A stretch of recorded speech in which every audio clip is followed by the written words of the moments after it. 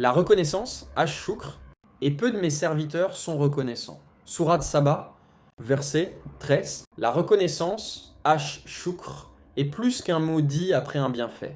C'est un état du cœur, une vision du monde, une lumière intérieure. Le croyant reconnaissant sait que tout vient d'Allah. Santé, souffle, foi, famille. C'est pourquoi la gratitude était l'un des signes de la vraie foi. Un acte de foi. Allah dit: Souvenez-vous de moi, je me souviendrai de vous. Remerciez-moi et ne soyez pas ingrats. Al-Baqarah 152.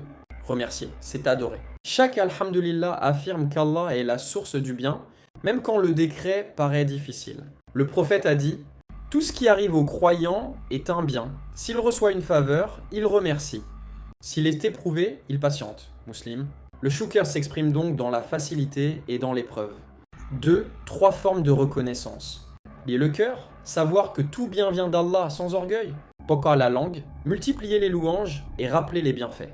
A les actes, employer ses dons pour obéir à Allah, œuvrer aux familles de Daoud par reconnaissance. Saba tressé, utiliser la santé, la richesse ou le savoir pour le bien, voilà la gratitude véritable. 3. La gratitude attire la bénédiction.